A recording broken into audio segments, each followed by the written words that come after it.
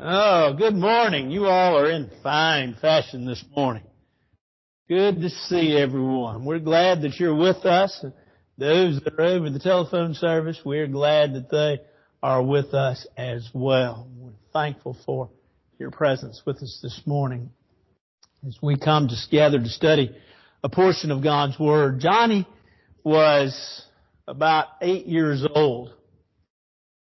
Johnny wanted to be a preacher. Johnny had a cat, and the cat passed away. It was a family cat, actually, and it passed away. Johnny thought it was his great opportunity to begin his ministry. And so he carefully crafted a lesson, a funeral, if you will, for the cat. He called his friends together. He found a shoebox to bury the cat in. The only problem with the shoebox is that the cat was a little bit bigger than the shoebox. And so consequently, he had to cut a hole in the shoebox so that the tail would stick out. Came time for the funeral. His friends gathered together. Johnny gave his little speech. They buried the cat. Problem is they didn't dig the hole deep enough, and the tail of the cat that was through the hole in the box still stuck up in the ground. Later on that day, Johnny's curiosity got the best of him, and so Johnny went and pulled the tail of the cat and pulled the cat out, examined him, put the cat back in, buried him. 2 or 3 days later, Johnny was where the cat was buried, and the tail was sticking out again. Johnny's curiosity once again got the best of him. He took that tail, he pulled it up, cat came out, he examined it, he buried it. 2 or 3 days later passed again, and Johnny came back. You guessed it, tail was sticking up, he pulled it out. He kept doing that every 2 or 3 days till finally one day he went, tail was sticking out, he pulled it out, and the tail came loose from the rest of the cat. It was then that he gave up what he was doing. He decided he'd had enough. There are a lot of things in life that really and truly need to be buried. This morning we want to begin a 2-part series. We'll look at it today and we'll look at it next week on 2 things that everyone needs. And so we ask the question, what is it, at least today, that we do need? There's got to be something that we do need, and I'm going to share with you this morning that everybody needs a trash can. There's not a person here that doesn't need a trash can. And what do we do with the trash can? Well, we throw things in it, right? Those things in our home that we get tired of, those things that have already used, if you will, their purpose, those things that are no longer valuable to us, those things that we have felt like are used up, we throw them out. Matter of fact, the average American wastes or throws into the landfill every day 4.5 pounds of trash per day. 267 million tons of trash are created in the United States of America on an annual basis. There are things that we throw out. And yet there are things in our lives that we tend to hold on to, and we don't use our trash cans to throw those things into them. This morning I want us to spend time thinking about what is it that we need in our life to put in our trash cans. What are the things that are in our life that we don't need anymore? That we need to get rid of?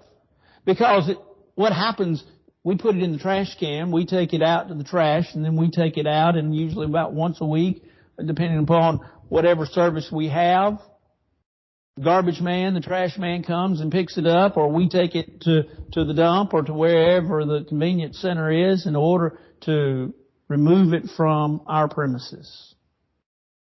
What is it in our life that needs to be removed? I think the first thing is that we need to put in our trash can the past wrongs that we've suffered. The things that have, if you will, happened to us. The things that folks have done to us. You see, man as he is human. He's going to make mistakes. But not only is he going to make mistakes, but he's going to be inconsistent. He's going to say things that are going to hurt us. He's going to say things that are going to injure our reputation and to injure our influence. He's going to say and do things to us that are going to hurt our very soul and our very being. And we'll eventually, either if we don't say it to them, we'll think it within our hearts, I never would have thought that this would have happened to me, and I never thought that they would have done this to me and they would have treated me this way. I just can't believe it. And yet, they've gossiped about us. They've told tales about us. They've inflicted pain upon us. They've said something about not only just us, but maybe our children or our grandchildren. They've said something about us that's hurt us to the very core. And yet we suffer. Our reactions are and can be many. We can sit and we can pout about it. We can sit and just say, poor me.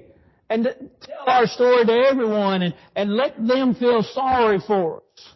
We can grow angry at them. And we can even tell them off. And we can shake our fingers in their face. Or we can even try to get even with them. We can try to see what we can do to make us feel better by doing something to them that will hurt them. And yet, the Bible teaches us that we need to throw those things away. That we need to put those, if you will, in trash cans so that they're not part of our life, so that we can get rid of them, so that we can move forward. Paul said, in talking about his ministry, he said in 1 Corinthians, the 4th chapter and verse 12, he talked about being profaned or being talked about. And he said in verse 13, he said, being defamed, the word defamed there means slandered. He says, we encourage. He says, to go backwards, he says, to be persecuted. He said, what do? He says, we endure. To be mistreated, to paraphrase there, the word there has the idea beginning in verse 12, the idea of being mistreated. You know what he said? He said, we bless. We say something good about. And so Paul says, there have been those that have defamed my ministry. There have been those that have said things about me. There have been those that have made me, as he says, they have made me as the filth of the earth. And he said, yet we endure, we bless, we give thanks. Those are some great words, aren't they? To think about how that we too need to be that way, that we need to be kind one to another, tenderhearted, forgiving one another, even as God, for Christ's sake, has forgiven us. Isn't that what Paul wrote in Ephesians chapter 4? And verse 32, to be kind to one another. But that's really not always easy, is it? It's not easy to forget what folks have done to us. Oh, we've heard the adage, forgive and forget. And we know that Jesus taught in Matthew chapter 18. He says that if you bring your gift to the altar, remember that you have what? That you have something against your brother. And he flip-flops it. He says even that your brother has something against you. What's the admonition? Go to him. Talk to him. Talk to him in a civilized way. Talk to him in a good manner. Find out if you can get over this, if you can get past it. if you can move on. That's the challenge. The challenge then is to throw away those things in our life that people have said or done to us. Oh, we may never forget the hurt. We may never forget the pain. But yet we shouldn't hold on to the incident. In the book of Genesis, there's a great story there. You're probably already ahead of me in your thinking, but in Genesis, there's the story of Joseph who's sold into slavery by his brothers. Joseph eventually, as he says in Genesis 45, he says that he had become Lord of almost Egypt and Lord of Pharaoh's house. And the Lord had blessed him. Remember, he was able to be put in charge of Pharaoh's supplies. And he had been saving up because of the years of fat that they had, because he had been able to interpret a dream, and he knew that there were coming years of famine. So he had built storehouses because Pharaoh had given him that power, given him that position. And so he had built it all up, and now all of a sudden, 2 years into the famine, and according to Genesis 45, his brothers come. And they're hungry. And they need food. What would you have done if you were Joseph? Remember, they sold him into slavery. He'd gone through abuse. He'd been in prison and he'd been forgotten. And yet, when his brothers come, he could have truly banished them. He could have told them, go away. You don't need anything. Too bad. But yet, as he reveals himself in Genesis 45, what does he do? Well, Pharaoh finds out, and he makes sure that they have everything that they need. Go back and tell my father what we've done for you. In Genesis chapter 50, by that time, Dad has died. Beginning in verse 15, once again, the brothers come before Joseph, and this time they say, okay, Dad has passed away, but here was his dying wish. And whether it was his dying wish or not, we do not know, because Scriptures do not tell us. But here's his dying wish. His dying wish is that we would all get along and you treat us well, because you see, they're afraid that Joseph is going to do something to him. He is now a man of power and prestige over them. And yet, Joseph, oh no, I'm not in the place of God, and I'm not going to do this. What does he do? He extends the olive branch of forgiveness. Let's let it go. Let's move on. Clara Barton, nurse, credited for founding the Red Cross. Someone came to her one day and said something about a particular individual and talked about a particular incident with regards to that individual. And Clara Barton said, I don't know what you're talking about. And they said, well, sure you do. That's when they did this, and this to you. And Clara Barton said, no. She said, I don't remember that, but I do distinctly remember forgiving them for that.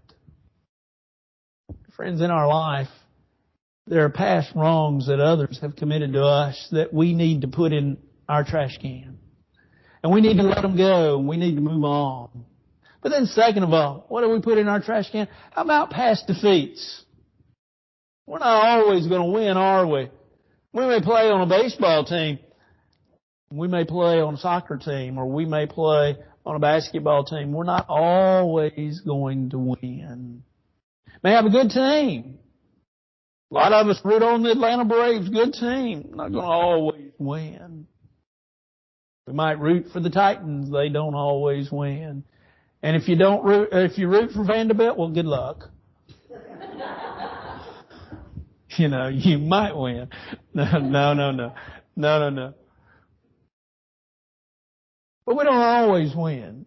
There are defeats. There are times in our lives in which things just don't go our way. There are failures. There are things that when we look back, here's what we say. Well, wish it had been this way? Or what could have been, or what might have been, or what should have been, but what is not? And so, as we then begin to react to that, we never get through it. We just keep bringing it up. And we keep throwing ourselves this pity party. We keep going over our mistakes. We keep going over our past defeats. We just keep dwelling on what should have been and could have been if we had only.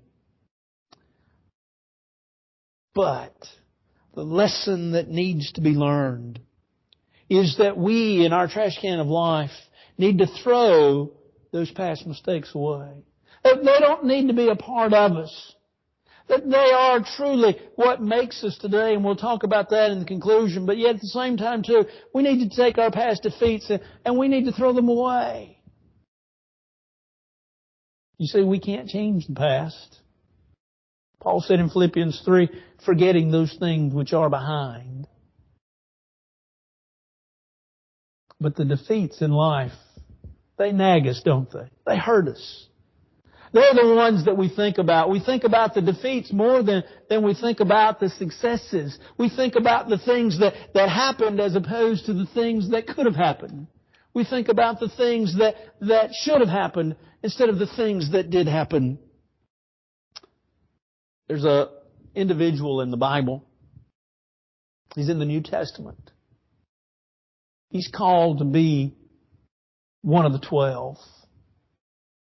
His mother-in-law is healed. He sees that. He's there. He's there at the transfiguration of Jesus Christ. He's one of the ones that is at the tomb when Jesus is buried. His name is Peter. Peter was a great man, and Peter was very influential in the church. Peter was the one, after all, in Matthew's 16th chapter, when Jesus gathered the apostles together, He asked, who do men say that I am? And it was Peter that basically stood up and said, you're the Christ, the Son of the living God. And for that great confession, the Lord blessed Peter. Peter was a man, though, that when they gathered for the Last Supper, Matthew the 26th chapter, Jesus said that there are some of you in this room that are going to deny me. And Peter says, oh, now all these other individuals in here, James and John, they may, but not me, Lord. I'll stand with you through thick or thin. And the Lord tells Peter, He says, before the cock crows this very evening, you'll deny me. Peter's self-assessment was very high. Nope, not me, Lord. That's not going to happen. But towards the end of Matthew 26, what do you see? Peter's out in the courtyard. He's warming himself, and a young girl comes up to him and says, you're with Christ. Nope, don't know who He is, don't know anything about Him. Then another woman comes and says, oh yes, as your speech betrays you. You were with Him. No, not me. Nah, that's not me. You got me mixed up with somebody else. Maybe go look over there, over yonder. It's not me. Because you see, what's going on in the underlying current is that everybody's talking because Judas has already come and placed that kiss on Jesus' cheek. And they've taken Jesus away. And so the underlying current is, okay, we're going to get everybody that's associated with Him and we're going to do something to Him. And so Peter says to the second girl, oh no, not me. And so then the third time they come. Yep, Peter, you're one of the followers of the Lord. No. And he begins to swear with an oath and curse. Not me, not me. Immediately the cock crows. I was hoping our rooster over here would crow about this time. Guess we can't hear him. But immediately the cock crows. And Peter remembers.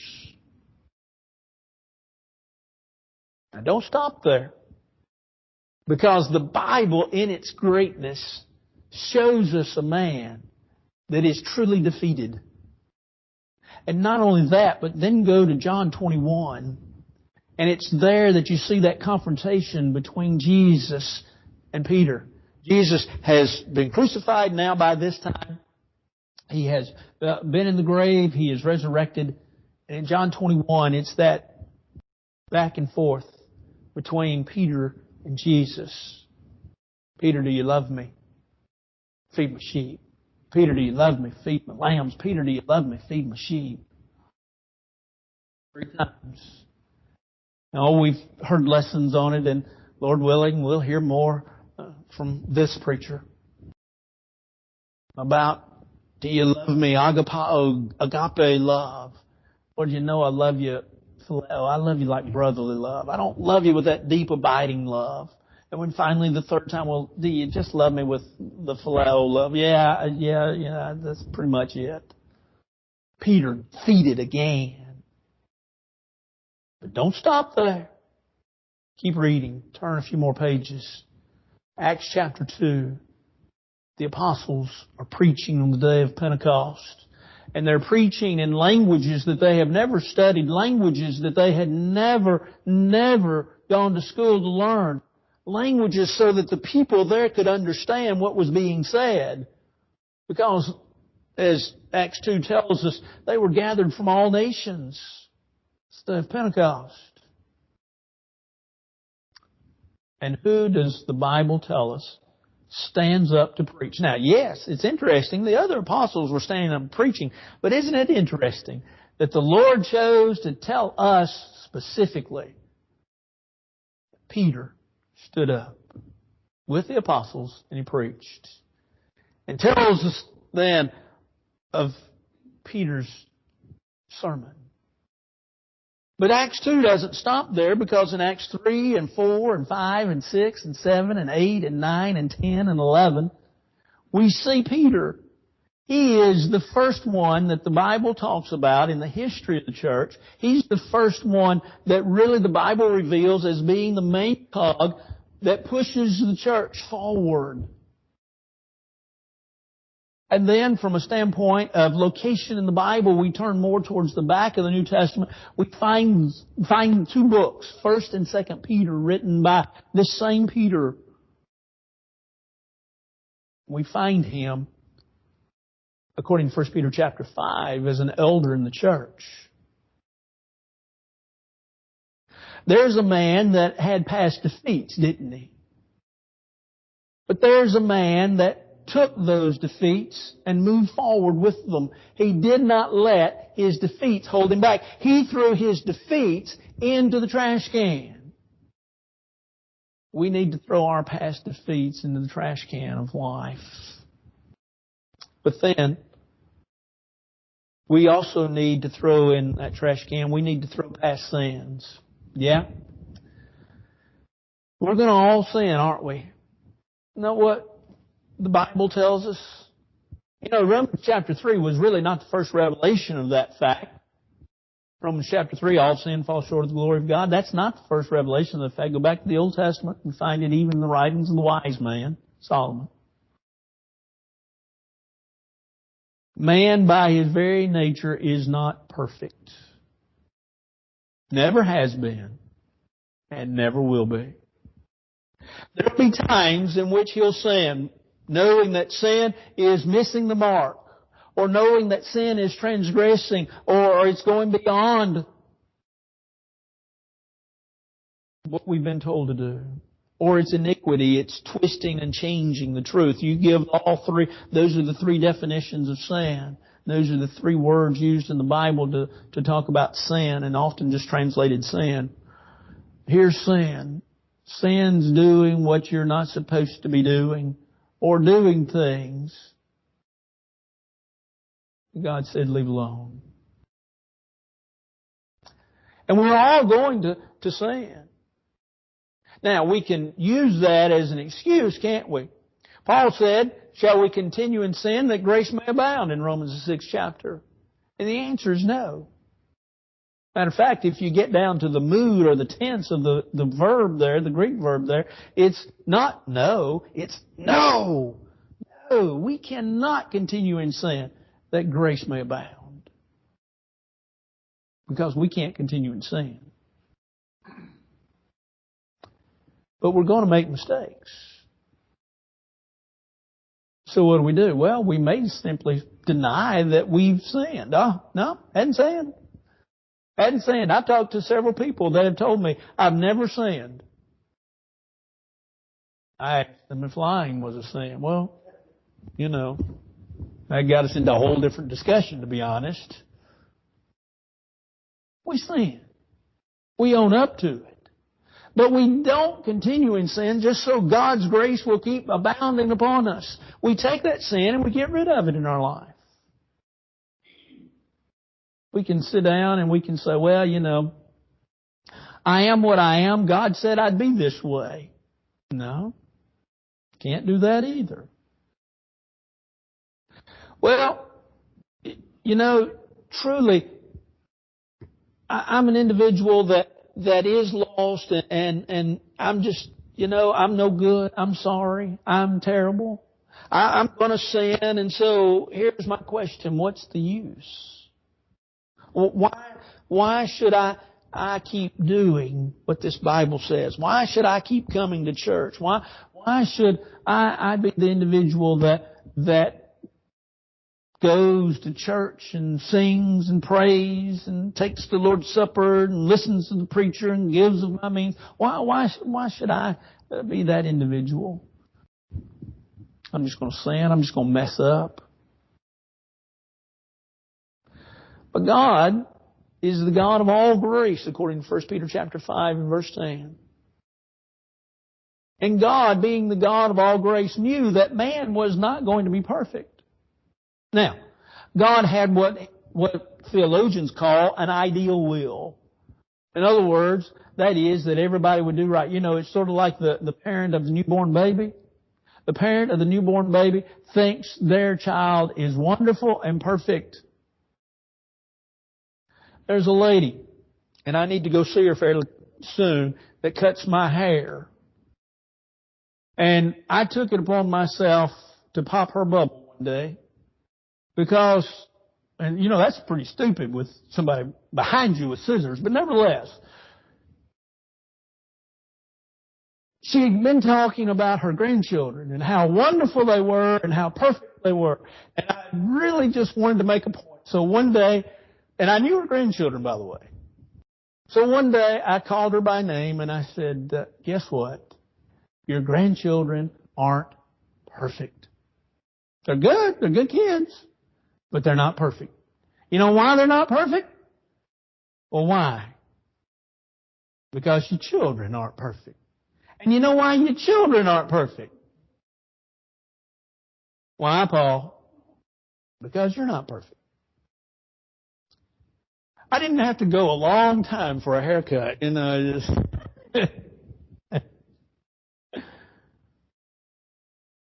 We're not perfect. Okay.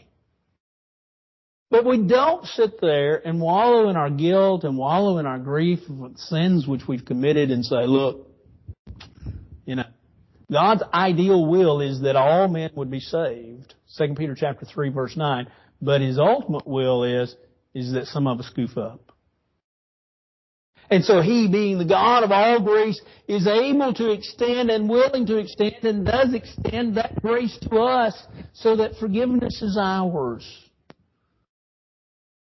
And so the guilt that we feel, the remorse that we feel over the transgressions that we've committed need to be thrown in our trash cans.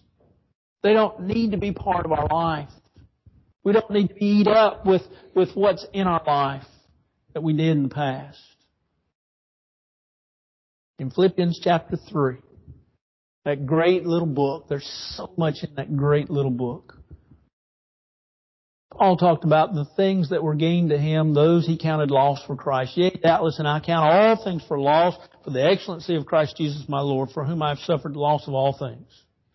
And I do count them as refuse or as dung, depending upon the version that you're using, But he said, I count them as loss, that I might gain Christ. Now, I want you to think about, within that context of what Paul just said there, he talks about his background. He talks about how that he had been a Pharisee, that he was born a Pharisee of the tribe of Benjamin. He says, as touching the law, nobody did it better. Nobody practiced the law any better than what I practiced it. Nobody did anything better than what I did. He said, I was good with regards to the law. Circumcised the 8th day. Man, if there was ever a Jew, I was a good one, he says. But then he says, that's what I count but loss for the excellency of Christ Jesus my Lord. You see, he didn't let what he had done in the past and the sins that he committed in the past hold him back. That he kept his body and he brought it into subjection, that lest by any means, after he himself had preached the gospel, he said, I myself should be a castaway. 1 Corinthians chapter 9 and verse 27. You see, Paul understood the fact that he was going to sin, but he couldn't let that sin hold him back. Because if you keep reading there in Philippians 3 where he talked about being a Jew of Jews and how he's willing to give all that up, do you remember what he says in the very next thought? Forgetting those things which are behind. You see, he forgot the past. He forgot the past sins. And so, Paul threw proverbially in his trash can. He threw his past sins away and he says, here they are. They're gone. No more. Thomas Edison.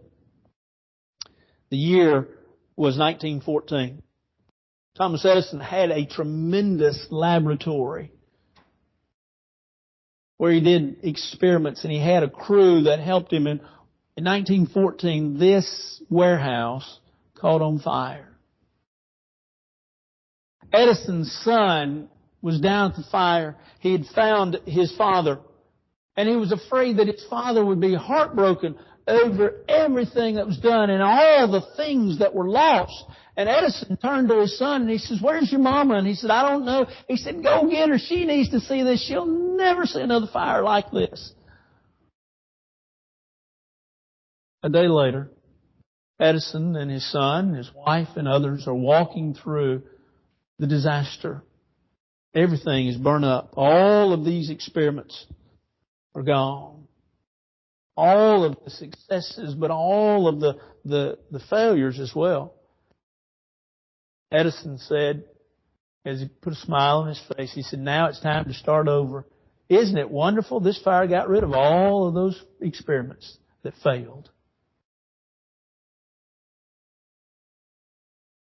We need to throw away our past sins. But then we also need to throw away our past achievements. In moving recently, I got down from the attic, and it actually said thank you when I got all that stuff down. But I got down 2 or 3 big rubber boxes or plastic boxes with trophies. I sent them to West Tennessee. I said, they're yours. I don't want them. I said, I don't care. They're yours. Come back. Bring an empty car. There's more. But nevertheless, there were trophies, first place, second place, and the proverbial day and age participation trophy. I don't like those. Sorry. But nevertheless, there were those. Soccer, basketball, baseball, golf. And yes, there were even 3 trophies in there from a beauty pageant he had won. His mama doesn't want me to tell this, but he was the only one in that age division. That's why I got all 3 trophies.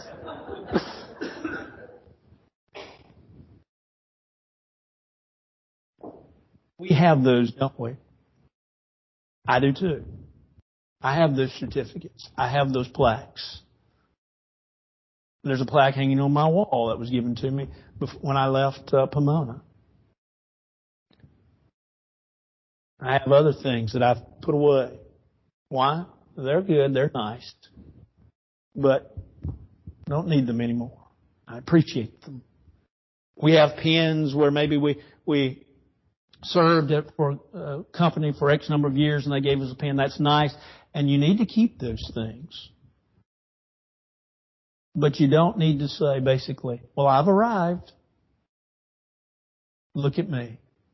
Look what I accomplished. Because you see, usually what we do is when somebody says, hey, I need you to do something, we just point at the plaque or the trophy. Hey, I'd like to see you. We just point and smile. You need to. We just point and smile. As if that were our trophy for our retirement, right? That's it. That's all, that's all we need to do. Hey, can you imagine working for a company and sitting in your office and your boss coming in and saying, hey, we've got a new project. I want you to head up this project. No, I headed up the one 3 projects ago and that's what y'all gave me for it. We do that as Christians as well. Man, I remember the day when. I remember when we had church building full, and I remember when we had X number of baptisms. And I can tell you for a fact the night I was baptized, it was a gospel meeting, and there was 9 of us baptized. Yeah, I know. It's hard now to get anybody to come into the doors, let alone to respond to the gospel. But we ultimately put a sign up and we say, this is where we were. This was our achievements. But we need to be reminded sort of what Henry Kissinger, I referred to him not long ago. There's another story I have of him. That when folks would come in and they would talk about what they had done, he would ask them, but what did you do for me today? What did you do for the nation today? We often live on past achievements. And I'm glad that beloved Paul that we talked about a while ago, that when he came back from the first missionary journey, and Barnabas said, hey, Paul, let's go on a second missionary journey. And evidently the first one was successful. They had gone to Lystra, to Derbe, to Iconium. They'd come back through some of those places. And when they got back to Antioch, it says that they rehearsed or they told everything that they had done. And man, can't you just hear everybody, oh, and ooh, and ah, and wooing, and so pleased and happy. And when Barnabas says, hey, Paul, we need to go on a second missionary journey. We need to go back. And Paul didn't say, no. I went on the first one. That's enough. Now, I know Paul and Barnabas didn't agree, and I know that they parted ways, and I know that in Acts chapter 11 that contention was great. But Paul didn't say, no, I'm not going. Paul said, let's go. You see the things that were behind? Paul said he forgot those things. Those were things of the past. Would they have included his achievements? I believe so. What's God's retirement plan? We can't say, well, here's what we did. God's retirement plan does not hit when we hit 65. God's retirement plan does not hit when we hit 55. God's retirement plan does not hit when we hit 75. Do you know when God's retirement plan kicks in? When we pass from this earth. That's when His retirement plan begins. We can't sit back and say, well, here's what we did. We look forward to what we can do now. And we look forward to what we can do tomorrow. We look forward to the possibilities. We live our life looking forward. Paul said in Philippians 3, when he talked about forgetting the things which are behind, what did he do in verse 14? He said, pressing on to the things that are before. I've got a whole series of lessons. Maybe one day we'll get those out. But a whole series of lessons on the idea of moving on or moving forward in life. And I've put different situations. and tell us what the Bible says about these situations and how we move forward through them, how we move forward through death, how we move forward through difficult times, how we move forward through pain, how we move forward through even the good times. Paul was one about moving forward and through his past achievements away. Now, we all need a trash can, don't we? Why? Because the road of life that we travel is not easy. It has its high points and its low points, ups and downs, good times and bad times, difficulties, heartaches and hurts, but successes and achievements and victories. But preacher, and here comes the objection, but preacher, the past is what made me who I am. And if it were not for the past, I would not be the person that I am today. Yep, you're right about that. I cannot argue that with you. Here's my point, though. The past got you to the point of where you are today. Learn from the past. Remember, if you will, the lessons that were taught by the past. But do not dwell on the past. We are who we are, and we are what we are because of the past. But thanks be to God that God will let us forget past victories, past defeats, past successes, past sins, and things that have been done to us in the past, and let us move on in life. Story is told of a man by the name of Tom. Tom was in midlife, but he decided to take a college course, kind of a refresher. And he went into this English class, and he sat down in the class, and as he sat down, the teacher began to talk. And the teacher said, okay, for the next 3 weeks, here's what I want you to do. I want you to think about and make a list of things and folks in the past that have caused difficulties for you. Tom began to make out his list. 3 weeks later, teacher says, do you have your list? And some had 2 or 3 and some had 4 or 5. Tom had 100 people on his list. And as Tom sat there, the teacher said, okay, I want you to write a note to everyone on your list. Or if you have a long list, just choose a few. And write a note to them and kind of let them off the hook and let yourself off the hook. Well, Tom decided, no, we'll make phone calls. And so the first one he called was a sheriff in the town where he grew up. And Tom, as he called him, the sheriff answered. He was retired by this point. He was an older man.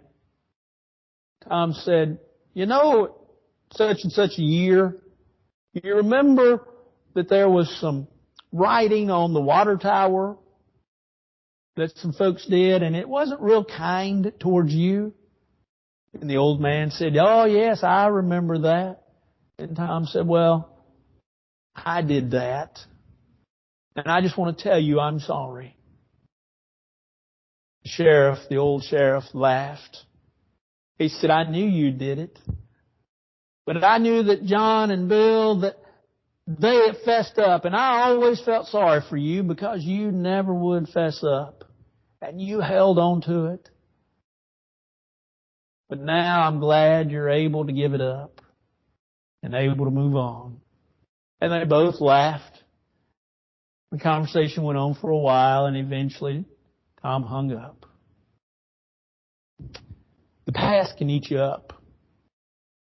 And if there's 2 things that you need in your life, the first one is a trash can. To get rid of all the things that are there. Now, you might be ahead of me in guessing.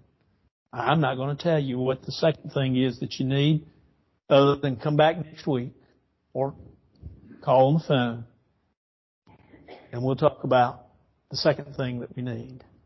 This morning, though, if you're not a New Testament child of God, if you need to put your Lord and Savior on in baptism for the remission of your sins, or you need to rededicate your life, you need to get rid of the past and move forward, our prayer and our plea is that you'll come. All together we stand and sing.